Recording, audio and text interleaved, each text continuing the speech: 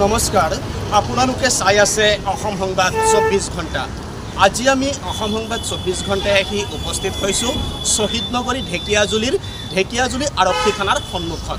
আৰু ঢেকিয়াজুলি আৰক্ষী থানা এলেকাৰ ওপৰ পানবাৰীৰ এগৰাকী কিশোৰী বিগত 4 দিন ধৰি নিৰুদ্দেশ হৈ আছে।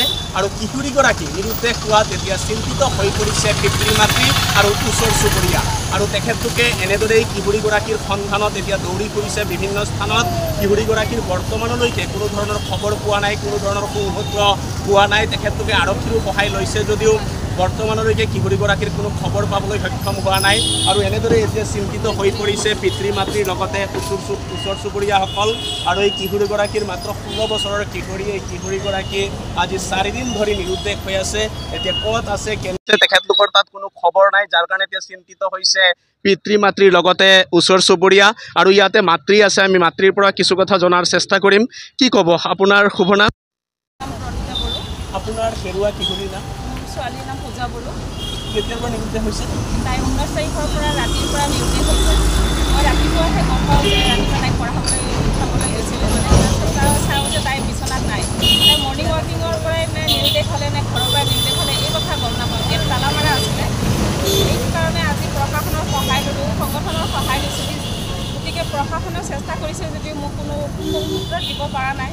গতিকে ৰাইজক, নিউজ চেনেল সকলোকে অনুৰোধ জনাইছোঁ, চৰকাৰৰ অনুৰোধ জনাইছোঁ। মোৰ ছোৱালী য'তেই দেখা পায় আপোনালোকে যোগাযোগ কৰক। মোৰ নাম্বাৰটো হৈছে 9101245252। আৰু মোৰ লগত যোগাযোগ নহ'লেও আপোনালোকে থানাত যোগাযোগ কৰক।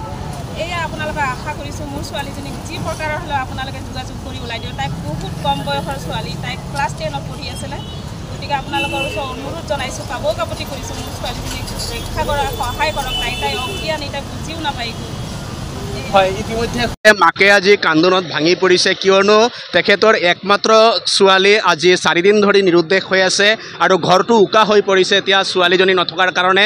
আৰু ছোৱালীজনী ক'ত আছে, কেনেকৈ আছে তাকে লৈ এতিয়া চিন্তিত হৈ পৰিছে পিতৃ মাতৃৰ লগতে ওচৰ চুবুৰীয়া। আৰু ইয়াতে পিতৃও আছে, আমি তেখেতৰ পৰাও কিছু কথা জনাৰ চেষ্টা কৰিম। কি ক'ব, ৰাইজলৈ কি আহ্বান জনাব?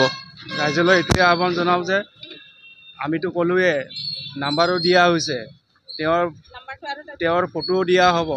তাৰ চেহেৰাটো চালে ৰাইজেতো গম পাবই, কোনোবা নহয় কাৰোবাৰ চকুতটো পৰিবই নিশ্চয়। যাৰ চকুত পৰে তেখেতসকলে যেন থানাত বা আমি দিয়া নম্বৰত যেন কল কৰে, এই ৰাইজক মই অনুৰোধ জনালোঁ। আপোনাৰ নাম্বাৰটো ক'ব নেকি? 9864622225। এইটো এটা মোৰ পাৰ্চনেল নম্বৰ, আগতো দিয়া হৈছে এটা, আৰু এইটো এটা নম্বৰ। এই দুটা নম্বৰৰ ভিতৰত এটাত কল কৰিলেও হ'ব বা ক'লেও হ'ব।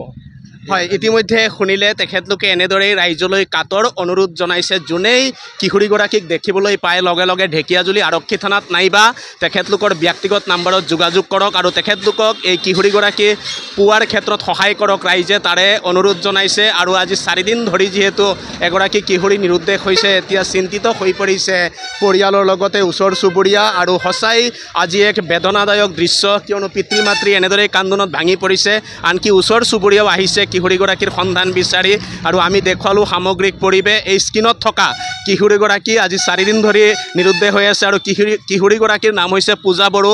যদি কোনো সদাশয় লোকে ক'ৰবাত দেখিবলৈ হ'লে ঢেকিয়াজুলি আৰক্ষী থানাত নাইবা পিতৃ মাতৃয়ে দিয়া নাম্বাৰত, ইয়াৰ উপৰিও যদি আপোনালোকে অসম সংবাদ 24 ঘণ্টাৰ যি ব্যক্তিগত আপোনালোকে কৰিব পাৰিব। মুঠতে কিশোৰীগৰাকীৰ কোনো সন্ধান পালে আপোনালোকে যোগাযোগ কৰক আৰু লগ ধৰাৰ ক্ষেত্ৰত সহায় কৰক, তাৰে কামনা কৰি সকলোৱে অসম সংবাদ 24 ঘণ্টা চাই থকাৰ কাৰণে মই প্ৰশান্ত বৈশ্যই শ্বহীদনগৰী ঢেকিয়াজুলি আৰক্ষী থানাৰ সন্মুখৰ পৰাই সকলোলৈ ধন্যবাদ জ্ঞাপন কৰিছোঁ।